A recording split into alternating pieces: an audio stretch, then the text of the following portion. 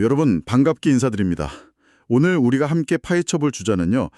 단순히 어젯밤 방송된 예능 프로그램에 대한 가벼운 리뷰가 아닙니다. 네, 절대 아니죠.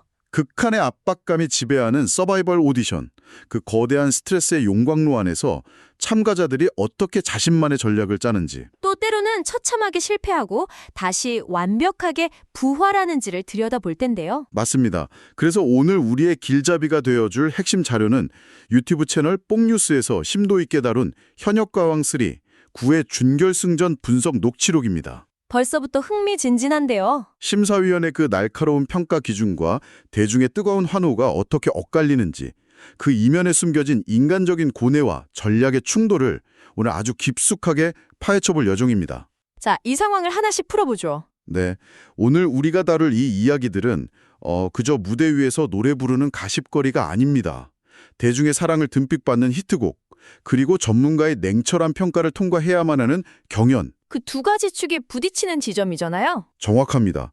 이 거대한 두 축 사이에서 아티스트들이 겪는 딜레마를 완벽하게 보여주는 훌륭한 축소판이거든요. 그리고 본격적인 분석에 앞서서 여러분께 한 가지 명확히 해둘 점이 있습니다. 네, 아주 중요한 부분이죠. 오늘 다루는 자료에는 특정 가수의 하차설이나 가창력 논란 같은 다소 주관적이고 민감할 수 있는 내용들이 포함되어 있습니다. 맞아요. 여론이 좀 엇갈리는 부분들이 있죠. 네, 그래서 저희는 원본 자료가 제시하는 시각을 객관적인 전달자 입장에서 있는 그대로 공유해드릴 뿐이고요. 저희 두 사람의 개인적인 지지나 편향된 입장이 아님을 먼저 명확히 말씀드립니다. 좋은 지적입니다. 우리는 오직 제공된 자료의 사실과 흐름을 따라가면서 그 안에서 인사이트만 쏙쏙 뽑아낼 뿐이죠. 그럼 첫 번째 쟁점부터 바로 들어가 볼까요? 좋습니다. 완벽한 전략의 실패와 성공을 극명하게 보여준 두 참가자, 김태현 양과 빈예서 양의 이야기입니다. 먼저 강혜연 씨와의 대결에서 패배하면서 큰 아쉬움을 남긴 김태현 양의 상황을 짚어보죠. 네, 자료에서 뽑은 가장 큰 패착은 다름 아닌 선곡이었습니다. 선곡이 진짜 뼈 아팠어요. 김태현 양의 가장 강력한 무기라고 하면 그 어린 나이에서 나오기 힘들다고 평가받는 아주 묵직하고 절절한 국악 트로트 감성이잖아요. 그게 본질적인 정체성이죠. 그런데 이번 무대에서는 의외로 태진아 선배님의 동반자를 선택했어요. 아주 의외의 선택이었죠. 경연이라는 특수한 상황을 고려하면 더더욱 위험한 도박이었습니다. 맞아요. 게다가 무대 시작부터 그 큰절을 올리고 댄스 퍼포먼스를 하면서 꽃까지 건네는 엄청난 열정을 보여줬거든요. 퍼포먼스 자체는 아주 화려했습니다. 네, 앞자리에 앉아있던 젊은 후배 트로트 가수들은 축제처럼 신나게 즐겼어요. 근데 정작 평가의 칼자루를 쥔 뒤쪽의 레전드 심사위원들의 표정은 완전히 싸늘하게 굳어져 있었죠. 그 디테일이 아주 인상적이었습니다. 약간 자신의 텃밭을 떠나서 무리한 확장을 시도한 느낌이랄까요? 이걸 조금 더 클 관점에서 연결해 본다면 아티스트가 자신의 핵심 강점을 극대화하는 무대를 꾸밀 것인가 아니면 다재다능함을 보여주기 위한 이벤트성 무대를 꾸밀 것인가의 딜레마로 볼 수 있습니다. 비즈니스로 치면 주력 상품에 집중할 거냐 아니면 브랜드를 무리하게 확장할 거냐의 문제네요. 정확합니다. 심사위원들의 엇걸린 평가가 이 실패의 본질을 정확히 보여주는데요. 박현빈 심사위원은 원곡자인 태진아 선배님의 벽이 너무 높았다고 아주 뼈아픈 평을 했죠. 돌려서 말했지만 결국 어울리지 않았다는 뜻이잖아요. 그렇죠. 반면에 이지혜 심사위원은 가창력을 보여줄 곡이 아님에도 다 보여줬다면서 애써 포장을 해주었습니다. 결과적으로 마스터 점수 90대 40, 그리고 국민판정단 점수 77대 53으로 완패하고 말았어요. 자신의 진짜 무기를 꺼내지 않은 선곡이 경연이라는 시스템 안에서 얼마나 치명적인지 보여주는 사례죠. 그래도 불행 중 다행인 건 다음 라운드인 뒤집기 한 판의 배점이 워낙 압도적으로 높아서 당장 탈락할 위기는 아니라고 원본 자료는 예측하고 있습니다. 네, 하지만 이번 패배는 본인에게 아주 확실한 피드백이 됐을 겁니다. 대중과 심사위원이 자신에게 무엇을 기대하는지 다시 영점을 맞히는 계기가 되어야겠죠. 여기서 정말 흥미로워지는 부분이 등장합니다. 전략의 실패를 딛고 대역전극을 쓴 빈예서 양의 이야기거든요. 빈예서 양 무대는 정말 놀라웠죠. 사실 빈예서 양은 이전 라운드에서 겪은 오열 사태나 결승 진출 논란 때문에 엄청난 심리적 압박감을 안고 무대에 올랐잖아요. 솔지 씨와의 벼랑 끝 대결이었는데 여기서 그야말로 완벽하게 부활합니다. 선택한 곡이 비 내리는 영동교였는데요. 이 무대에서 보여준 대처 능력은 솔직히 천재적이라고 평가하고 싶어요. 어떤 부분에서 그렇게 느끼셨나요? 보통 트로트 하면 특유의 꺾기나 화려한 꾸밈음을 떠올리잖아요. 빈예서양도 평소에 그 부분이 좀 과하다는 지적을 받아왔거든요. 네, 그런 피드백이 계속 있었죠. 그런데 이번 무대에서는 그걸 아예 싹 빼버렸습니다. 완전히 정갈하고 담백하게 다듬어진 노래를 선보인 거죠. 아, 마치 회사에서 부장님이 기획서가 너무 화려하기만 하다고 지적했더니 다음 회의 때 군더더기 싹 빼고 완벽하게 핵심만 담은 원페이지 보고서를 딱 들고 온 격이네요. 와, 완벽한 비유입니다. 그렇게 피드백을 수용해서 가져오면 평가자 입장에선 어떻게 될까요? 기분이 엄청 좋겠죠. 내 말을 들었구나 하고. 맞아요. 원곡자인 주현미 마스터가 그 무대를 보면서 활짝 웃으며 이렇게 말했습니다. 내가 데뷔 때 한음 한음 정성 들여 불렀던 무대 같다고요. 심사위원에게 줄 수 있는 최고의 극찬이네요. 약점을 지적받았을 때 고집을 피우는 대신 완벽하게 수정해서 심사위원에게 명분과 호감을 동시에 안겨준 영리한 전략이었습니다. 점수도 무려 마스터 점수 181대 79라는 압도적인 승리였죠. 논란의 중심에 서 있던 참가자가 오직 실력과 피드백 수용 능력 하나만으로 스스로를 증명해낸 겁니다. 네, 위기를 완벽한 기회로 바꾼 거죠. 자, 무대 위의 뜨거운 퍼포먼스 이야기를 잠시 내려놓고요. 빈예서양이 피드백 수용으로 무대를 뒤집어 놨다면 이 여론의 흐름을 냉정하게 숫자로 보여주는 지표를 한번 살펴볼까요? 7주차 대국민 투표 데이트 말씀이시군요. 네, 데이터를 보면 아주 흥미롭습니다. 홍지윤 씨가 1위를 굳건히 지키고 있고 이수연 양이 탑3에 안착했습니다. 그런데 방금 말씀드린 빈예서양이 무사운 기세로 3위까지 치고 올라왔어요. 이 기세가 심상치 않다는 게 원본 자료의 분석이죠. 맞아요.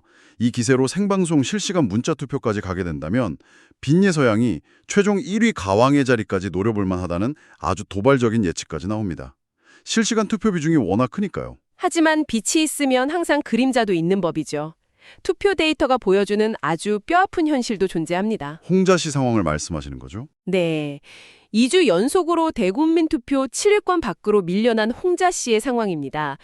원본 자료에서는 이게 단순한 컨디션 난조가 아니라고 날카롭게 꼬집고 있어요. 이전 라운드 천기가왕 때 났던 음이탈 실수 때문일까요? 그 실수도 물론 컸지만 근본적인 문제는 과거부터 꾸준히 제기되어 온 그녀 특유의 창법에 대한 논란입니다.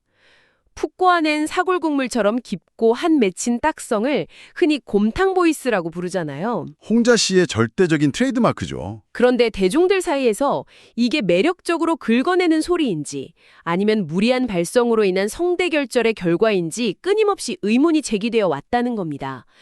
이 지점에서 가장 매력적인 사실은 서바이벌이라는 시스템이 가진 가장 냉혹한 생리 그 자체를 보여준다는 점이에요. 대중이 품고 있는 그 의문에 대해서 무대 위에서 시원하게 해답을 주지 못했다는 뜻이네요. 맞습니다. 마치 기업이 품질 논란에 휩싸였을 때 확실한 개선품을 딱 내놓지 못하면 브랜드 신뢰도가 바닥을 치는 것과 똑같아 보입니다. 아주 예리한 통찰입니다. 대중과 심사위원의 신뢰라는 건 유리장 같아서요.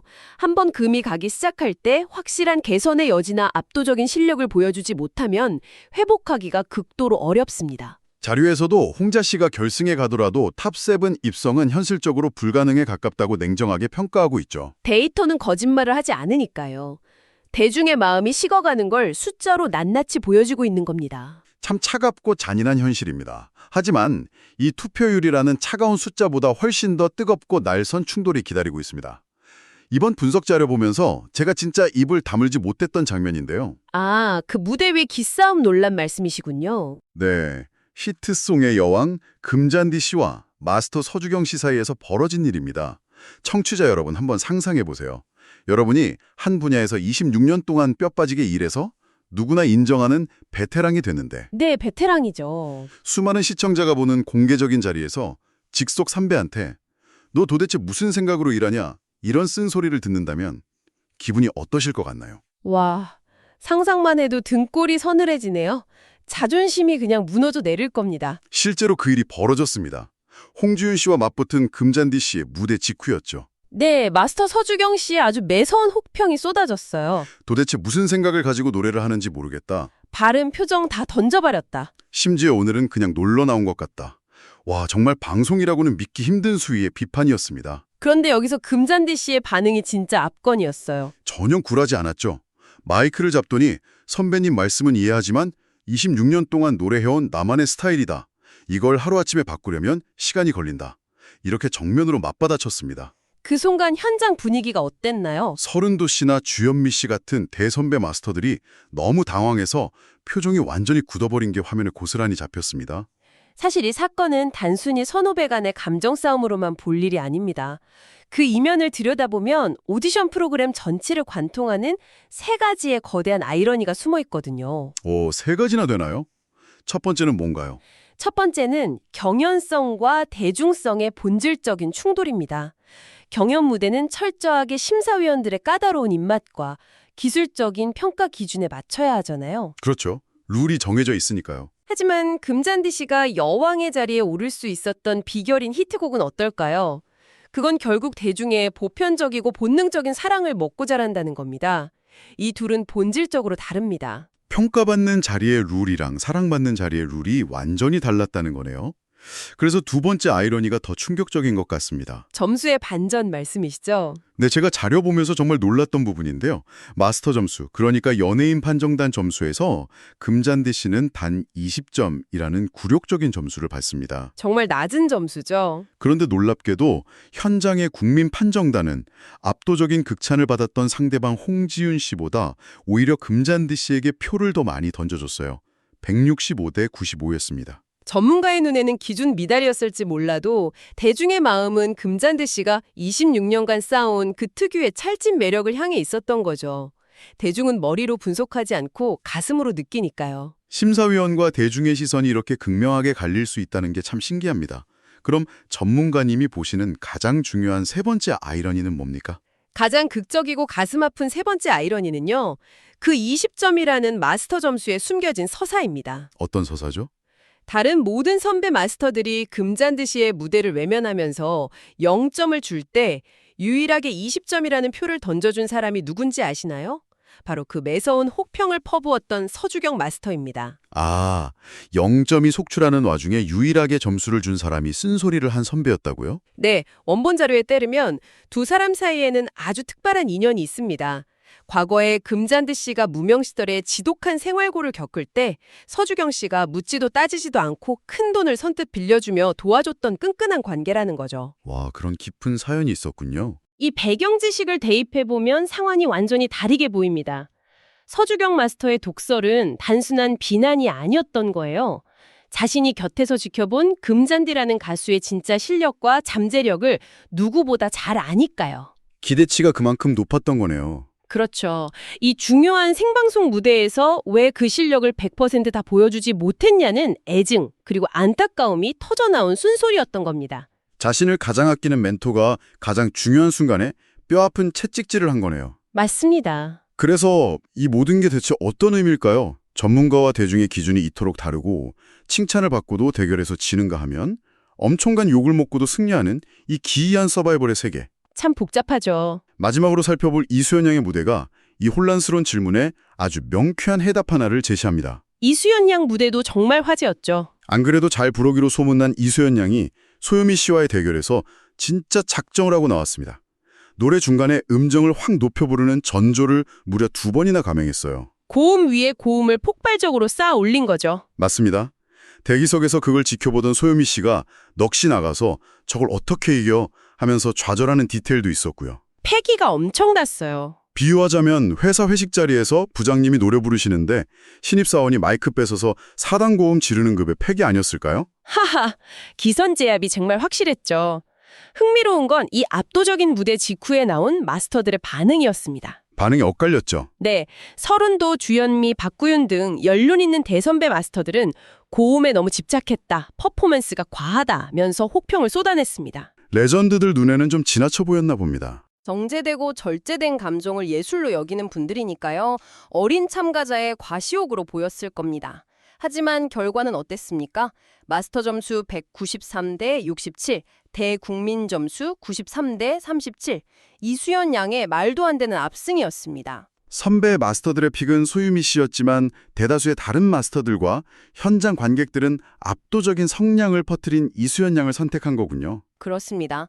누군가의 눈에는 자신의 무기를 한계치까지 과시하는 게 촌스럽거나 과한 욕심으로 비칠 수 있습니다. 하지만 오직 한 명만 살아남아야 하는 서바이벌 전장에서는 증명이 필요하죠. 네, 그 거칠고 다듬어지지 않은 욕심조차도 대중을 시각적, 청각적으로 완전히 압도해버리는 가장 강력한 측면이 될 수 있다는 걸 보여준 겁니다. 우리 비즈니스 현장에서도 마찬가지겠네요. 시장에서 너무 투박하다, 과하다는 지적을 받는 제품일지라도 자신의 가장 날카로운 강점을 끝까지 밀어붙여서 결과로 증명해내면 결국 고객은 지갑을 연다는 사실이요. 완벽하게 적용되는 원리죠. 자, 오늘 현역 강원3의 준결승 무대를 리뷰한 자료를 통해 서바이벌의 본질을 속속들이 해부해보았습니다. 정말 다양한 전략들이 쏟아져 나왔어요. 날카로운 피드백을 수용해서 약점을 완벽히 지우고 부활한 빈예서, 아쉬운 선곡으로 진짜 강점을 뽐내지 못한 김태현, 뼈아픈 비판 속에서도 26년간 대중과 호흡하며 쌓아온 정체성을 지켜낸 금잔디. 그리고 과하다는 혹평조차 뚫어내고 압도적인 퍼포먼스로 승리한 이수연까지. 여러분도 일상이나 직장에서 평가를 받는 위치에 섰을 때 이런 고민 한 번쯤 해보셨을 겁니다. 나의 본래 스타일을 밀고 나갈 것인가?